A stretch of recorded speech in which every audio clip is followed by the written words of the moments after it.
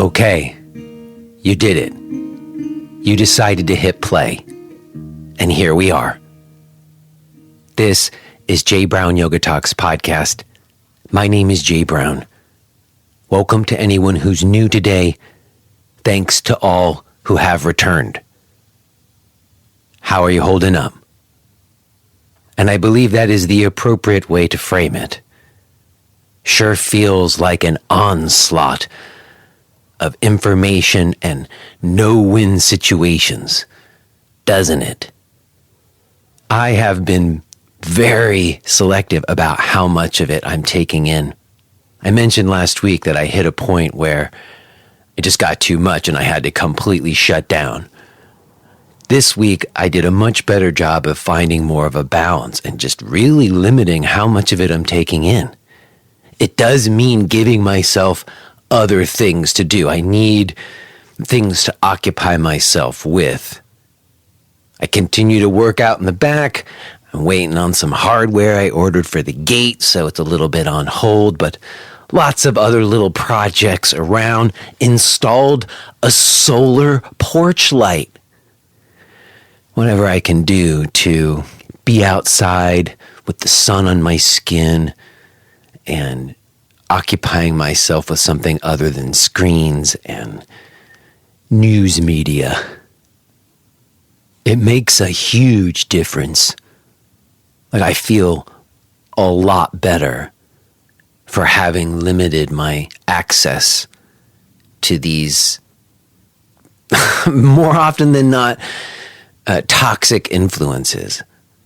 Very often, the media that is coming into our eyeballs when we go online and Google shit and go on YouTube or Facebook or whatever, it's not helping. It's not giving us useful information or actionable information that's educating us so that we can make informed choices. No, it's not. It's really gross. And, speaking of which, a little while back, a couple weeks ago, in an outro, I was talking about my eldest daughter talking about TikTok memes at the dinner table. And someone wrote me an email. Forgive me for not remembering your name, whoever you are. I was planning to email you back. Your email is still sitting in my inbox. I might still do that, but I'm thinking of it now because I was just having a conversation with my daughter earlier this morning. And it was because she got up and all she wanted to do was get on the screens. And I was suggesting some other things that she might do first and trying to paint a picture of what a day would look like where getting on the screens is just a smaller portion of it, and comes later, or, that there's all these other things that you do in the day besides that to balance it out. And she, of course, was looking at me just being lame. And whoever you are that wrote me the email that was expressing some concerns, their daughter, I think she was 18, heard me going off about TikTok memes. And she was worried that I wasn't respecting who my daughter is and taking interest in what she takes interest. And let me be clear. I was totally venting. When I come on here and do these intros and outros, sometimes I'm just venting stuff that's going on. But I totally let my daughter be who she is. And believe me, I listen to her tell me about all the TikTok memes that she thinks are hilarious again and again. And every once in a while, they're funny, and I will admit it. But more often than not, they're not the least bit funny, at least not to me. And that's because I feel more often than not, the humor is really shame-based, or it's really about attention getting, or little quirky gestures, or ways they make their voice sound, and it's these weird YouTuber things that everybody thinks are funny or whatever, that I personally don't find funny. But it's become kind of an ongoing joke. My daughter will say, "Hey, Dad, I saw this thing." And I will say, "You mean a TikTok meme?" And she'll say, "Yeah, it's hilarious. Let me tell you about it." And I'll say, "Okay, go ahead." It's all a fun thing. So I have fun with my daughter, and I absolutely let her be who she's going to be. And I'm not trying to put her in a bubble or anything. But last night she watched this show with my wife. What's it called? The Circle? Does anybody know about the show? I haven't seen it, but my wife was telling me about it, and it sounds like horrible. And now I feel like I want to counter it. I just feel like it's as though we're not treating social media and YouTube as like junk food. But it is. It's junk food. It's not like nutritious experience more often than not. Especially if we're not like paying attention. I don't know about the other parents out there. I try to pay attention some, but there's a lot of time at this point where my 12-year-old's on an iPad and she's doing whatever she wants to do. And I'm having to trust that she's not being exposed when I know that she is being exposed to things that I probably wish she wasn't. There's just no way to control it.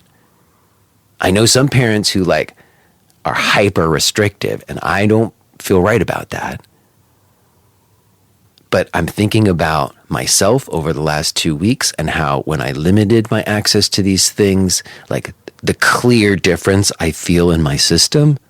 And then I'm looking at my kids and I'm watching them get addicted. We're actively addicting our kids to this stuff that we're addicted to. Gosh, I wanted to come in here positive and I just took a turn for the negative. Darn it. Well, you know what it is? It's about figuring out how we can be well in an utterly broken system. And that is what I talk to Mike Huggins about today. Mike has been on the show twice before. Every 2 years he's come onto the show. It's been 2 years since he was here, and then it was 2 years prior to that he was here before. And Mike started the Transformation Yoga Project. You can go back and listen to those episodes. We talk about it a little bit, his personal story about how he came to be so passionate about doing yoga service and helping underserved populations get the tools of yoga. Last time he was here, we talked about issues of fundraising and making these organizations that were doing this kind of work more sustainable. Well, a lot's happened in the pandemic, as we all know. And Mike reached out to me to give me a bit of an update about what was going on with Transformation Yoga Project. And it was, I think, indicative of a lot of things that are going on in a lot of places. And I thought very relevant to the moment. So I'm glad we recorded a conversation for you all to hear about what they decided to do at Transformation Yoga Project and why, and just like the current state of affairs. So very, very grateful to Mike for sharing his insights with me, and so very glad that you're going to get to hear it today. Real quick before we do that, just to mention my stuff. I've got ongoing weekly live stream classes that I'm doing. I've got a weekly teacher's call that I do and a weekly business meeting if you need some help with the numbers stuff. I've got on-demand stuff, 12-hour online course, archives of this show, my blog, all of my stuff, including just a way to send me a note if you want. Everything is at jbrownyoga.com. Okay, y'all, I think I am going to leave it there. I will touch base with you on the other side. But for now, let's take a moment to really do a gut check, figure out where we are, and listen to this conversation I had with Mike Huggins.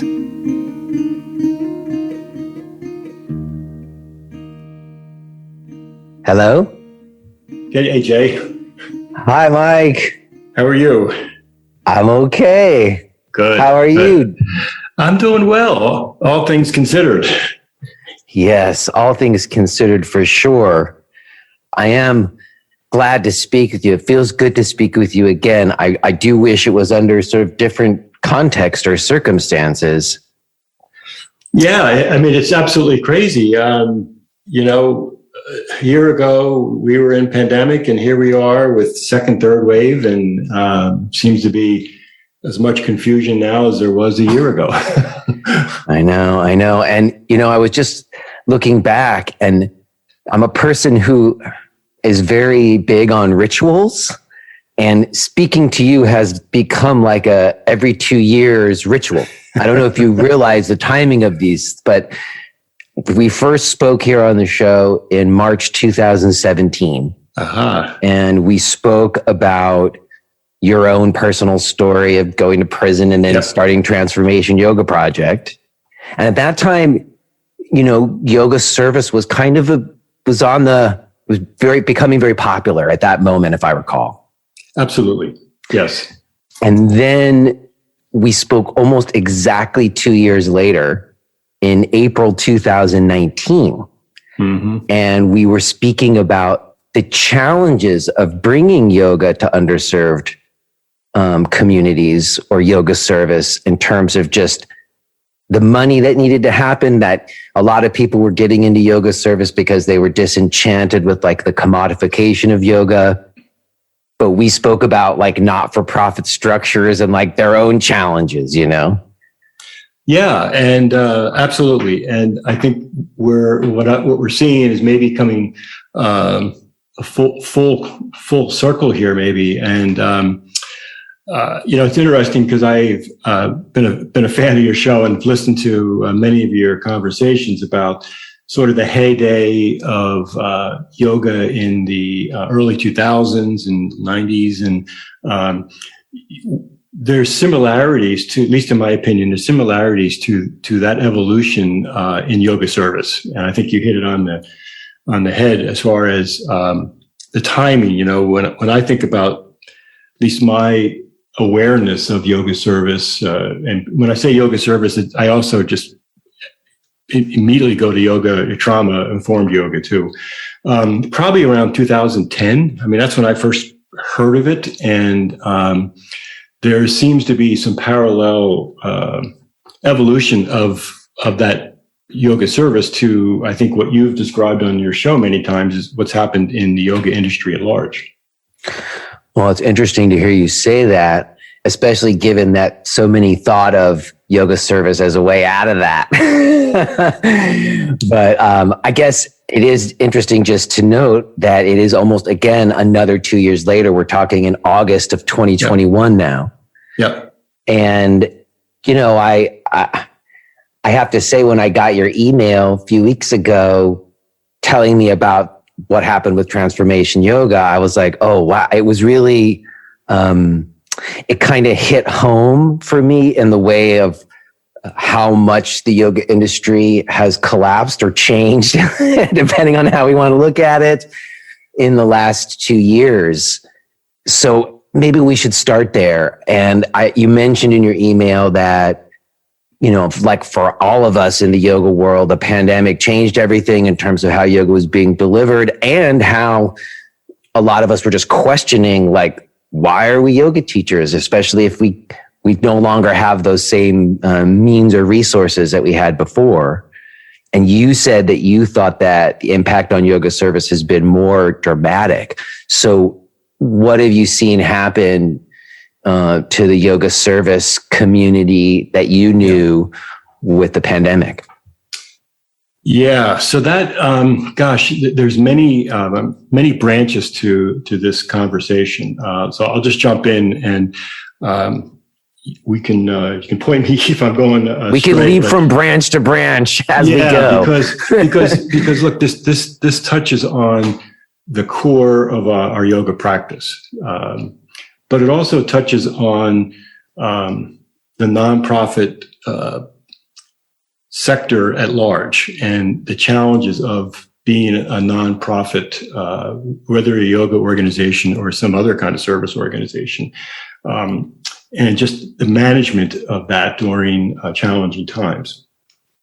So let me start with the business side of it. Maybe that's the way to go, and then we can get back into the actual piece of yoga and the practice and what we see happening. Mm-hmm. But So if I talk just very briefly for maybe some of your listeners in perspective to the Transformation Yoga Project, we were very fortunate in that we had been able to develop multiple sources of funding to keep the organization going. And that served us really well. When I say multiple sources, I mean we were able to, for the most part, charge for our programs, and we were teaching mainly in the justice system and in substance abuse recovery facilities, and also with some schools. So we were able to charge for the most part for our services. As a nonprofit, we were also, I would say, moderately successful in obtaining grants, and was fortunate enough to have a couple large donors, and those donors were people that I knew from my previous life when I was in the corporate world. And then finally, we had a grassroots donation effort through a huge network of yogis who just donated, believed in our missions. Our instructors were absolutely amazing and fantastic. So we finished, if you will, 2019 with our best year ever, and we were teaching about 350 classes a month.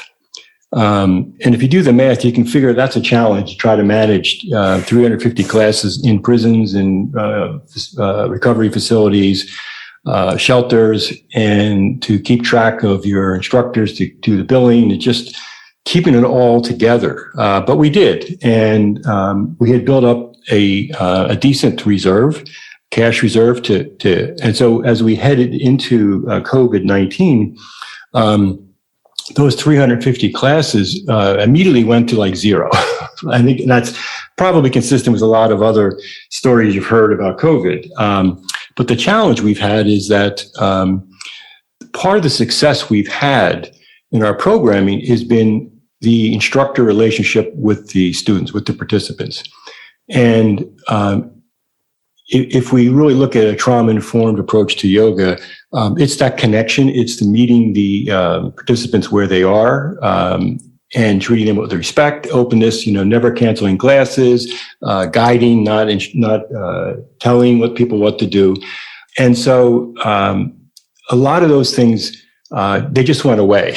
And our team, we struggled to figure out how do we deliver services.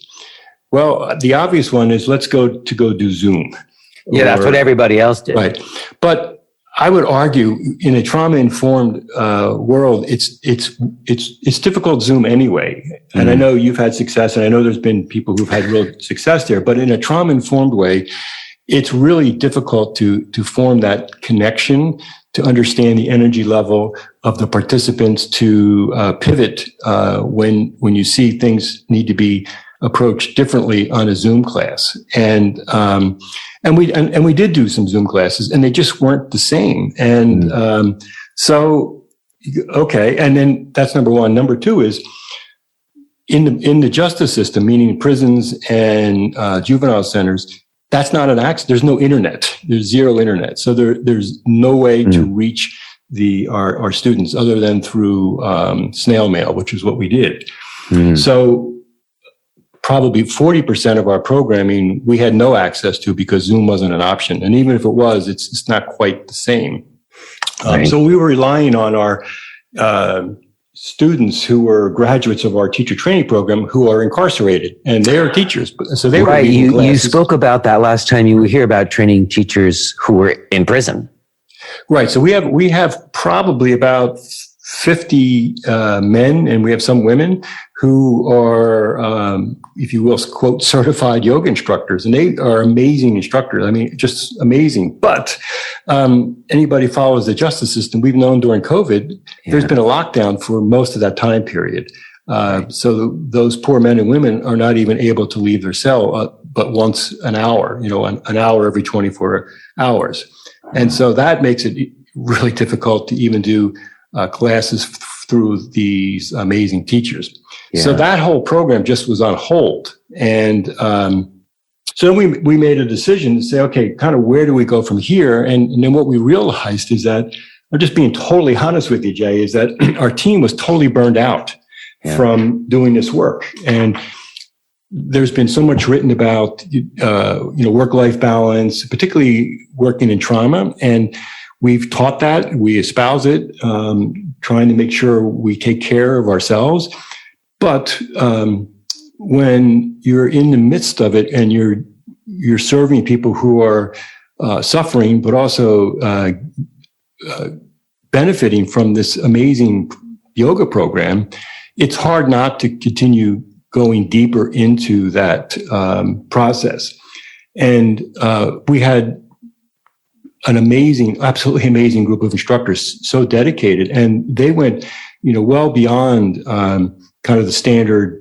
Here's a program, and then kind of put those boundaries in place. I'm not saying they crossed the boundaries, but I'm saying that emotionally, it was very difficult to see what was happening in the justice system during COVID, where people we knew who are doing so much work to prove themselves and others were just locked out, no visitors or anything. And I think that took a tremendous toll on our instructors once they had a chance to take a step back, saying, "Whoa, this is probably not healthy for myself."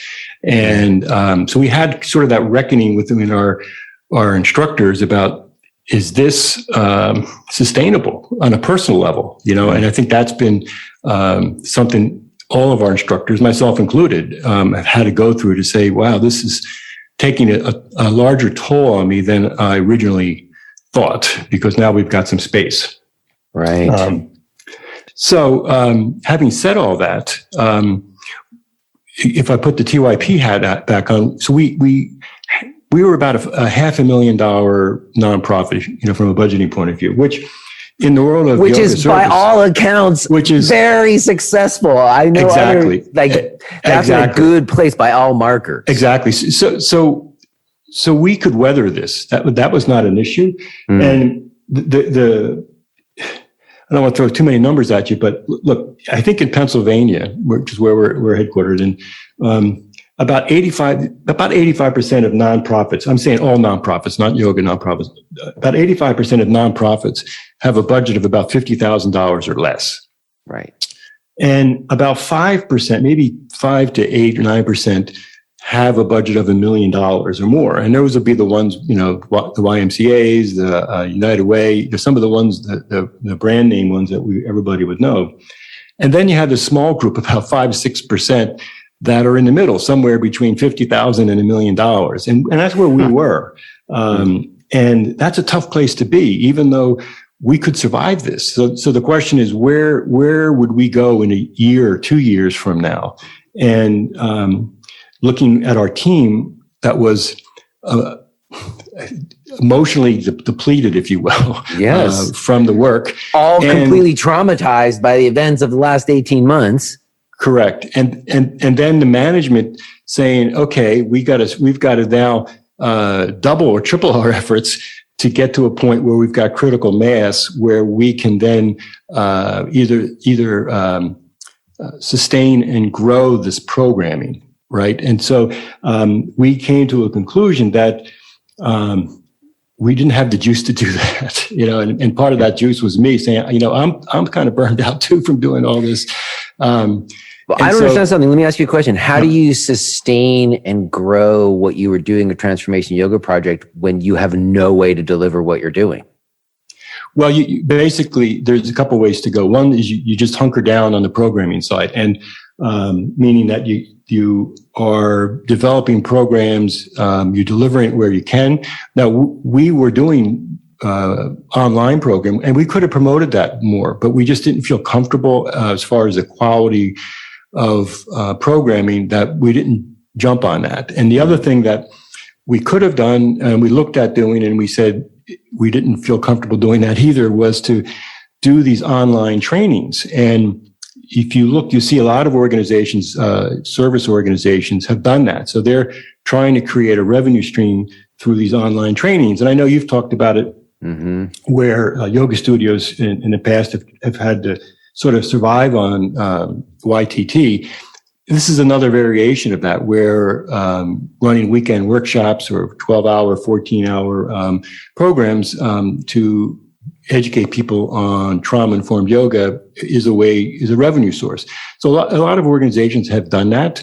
But your point's well taken, Jay. And what's really been missing through all of this is, at the end of the day, we're not serving. We're not serving our students or the participants. And that's the part that's always I've struggled with, because we can train more instructors.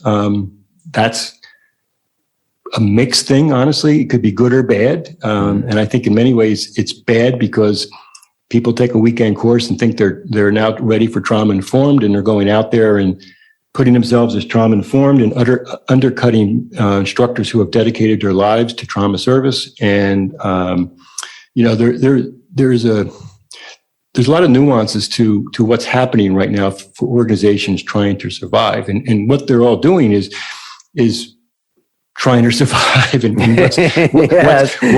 what has been put on hold is the actual delivery of service, which is at the end of the day why we started.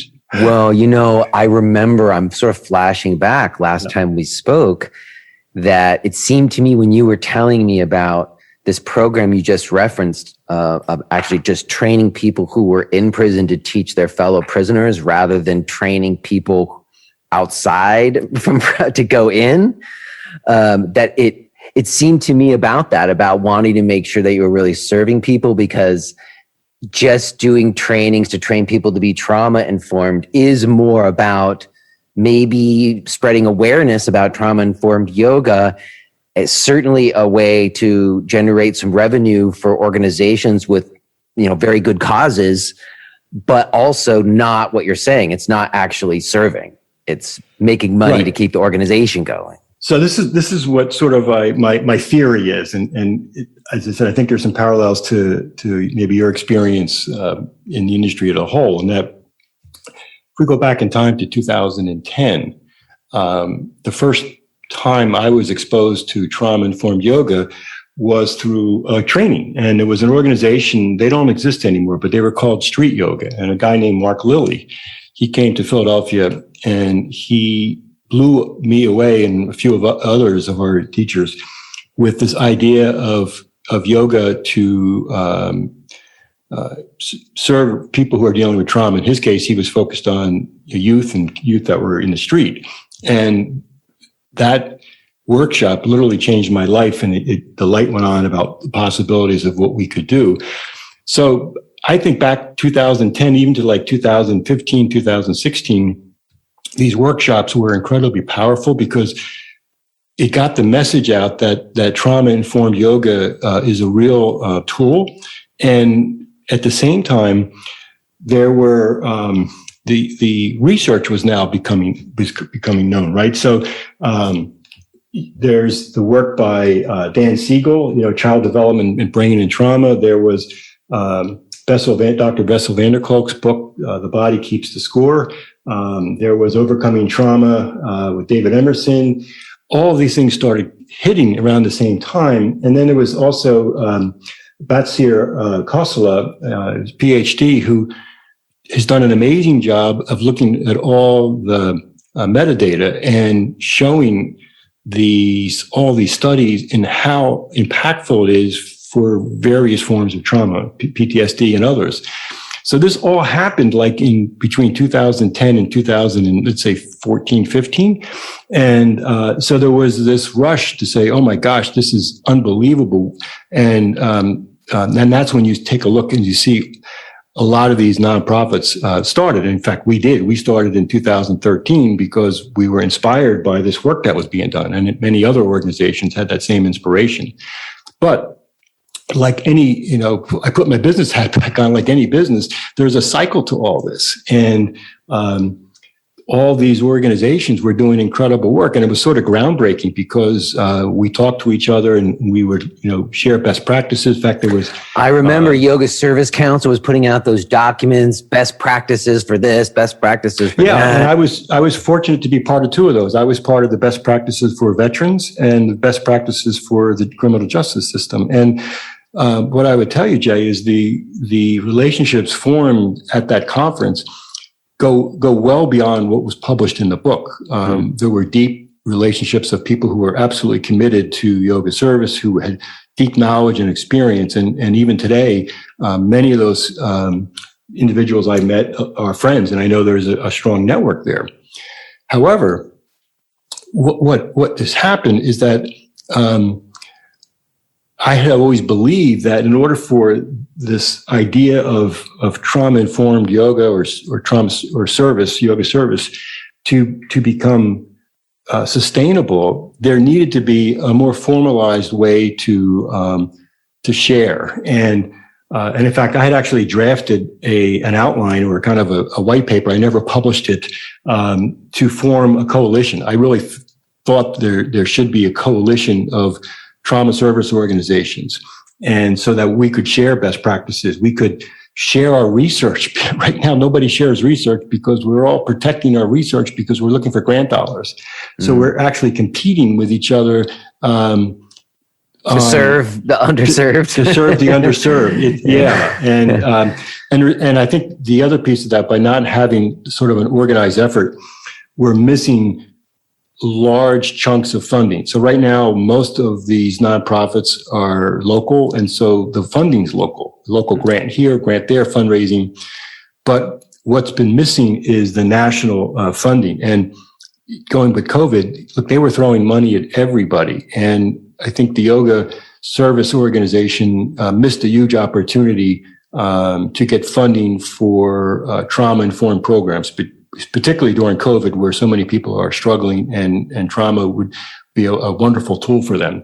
But there's no organization out there that can apply for these grants. There's no organization that can organize the research to deliver what the deliverables are going to be, and all the things that these funders they require. They just won't fund you unless you can go through their checkbox of their requirements. Yeah, I actually, just as a side, had someone who was in some public service, and I registered through SAM, which is the way that you have to register in order to get a government contract, just so she could get refunded for doing my online workshop.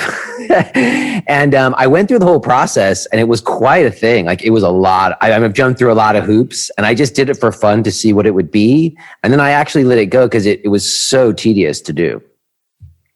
Yeah, and that's the challenge, because it is tedious. It's the government, and there's lots of requirements in there. And for a small organization, that's it's incredibly overburdening for them, and maybe so much that they it's not worth reaching out to them. Right, but if you have a bigger scale and you were all working together, you would have somebody whose job was to do it or whatever, right? Exactly.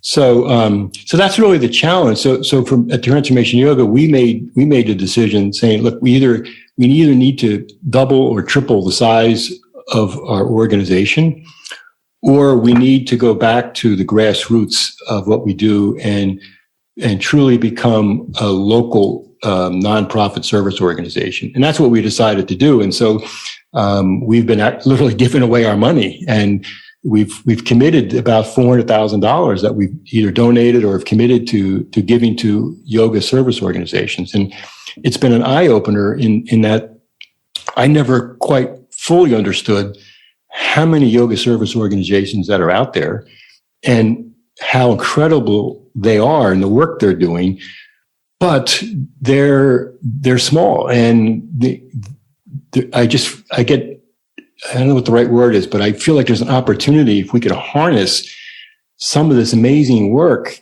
so that these tools can become way more accessible rather than accessible on a local basis. They can become accessible on a national basis, and be part of, certain curriculum and where we can really reach the masses, because most of these nonprofit organizations, ourselves included, part of our mission is to make yoga more accessible to those who otherwise wouldn't try it. And there's huge opportunities to do that, but we're all sort of squirreled away in our own little communities, and that's the frustrating part. Now, I will tell you, there are organizations doing some really interesting work, and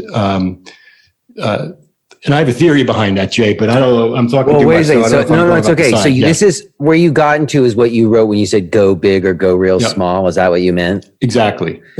So you're saying that organizations that are sort of in the middle between being big enough to like apply for bigger grants or have a way to do work. I mean, I guess right now, given where we started this conversation, how is someone able to keep delivering? I guess it has to be online, but other than doing online trainings, which we already brought up as maybe a little problematic, how can you keep doing the service work right now? I mean, or is it just bunkering down until we get through it? Yeah, that's what's happening. And what I would say, and I don't mean this disrespectful, but there's I don't know how to say it, but I'll just say it. It seems to me like a little bit of smoke and mirrors going on, because in my view, it's all about serving the participants that we've identified, whether it's in recovery or justice system, whatever group that your organization has picked to serve. That should be where our focus is. But since we're not able to do that, there's a lot of other stuff going on, and you see a lot of social media stuff being posted, or you see these trainings, you see a lot of stuff for donations and all these things to try to generate interest, continue interest during this period where there's just not a lot going on. And I struggle with that a little bit, because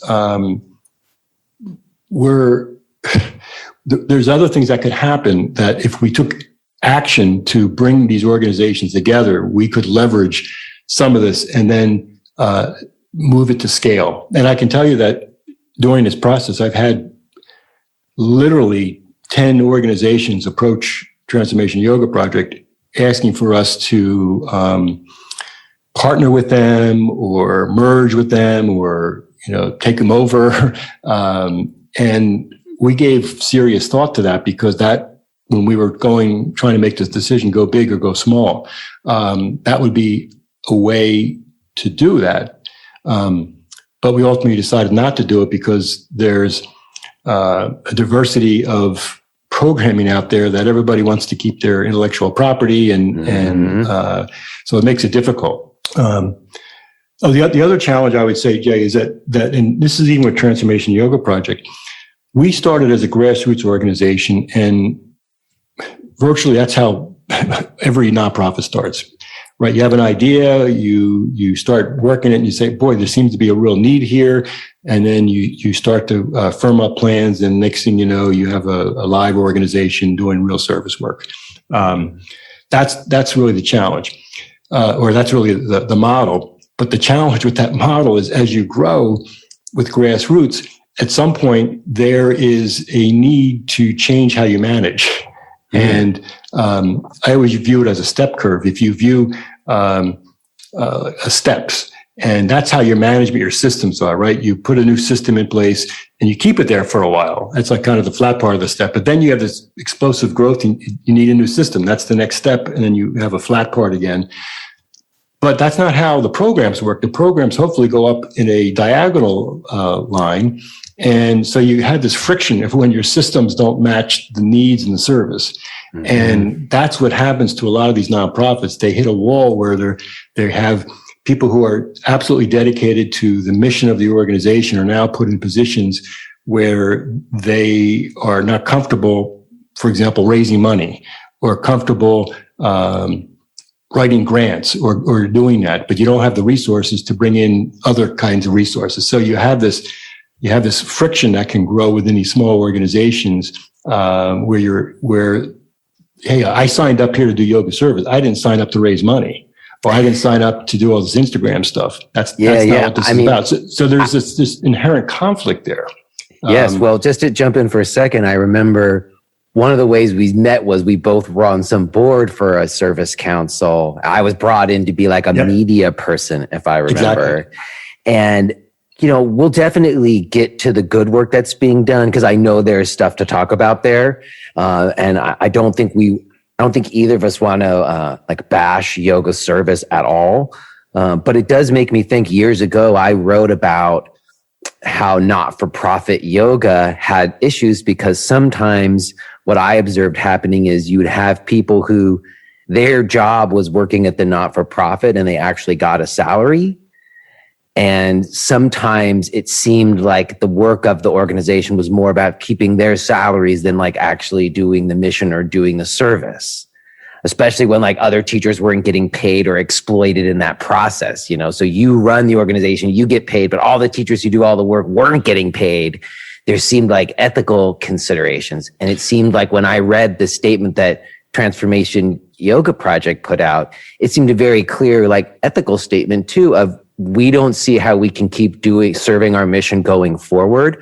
So we don't feel right about just sitting on this money. We're going to try to put this money to better use. Correct. Yeah. And let me take a step back because I don't want to give the impression there's tremendous work going on. Yes. And we will definitely get there. I promise. So I apologize if I feel like it did. No, I don't think so. That's why I'm saying it, because we're being a little bit critical right now, and I know there's good work to be done and we're definitely going to get there. If you are hearing this message, then you're listening to the free version of J. Brown Yoga Talks. To hear the rest of our conversation, please subscribe to Podcast Premium at jbrownyoga.com/premium.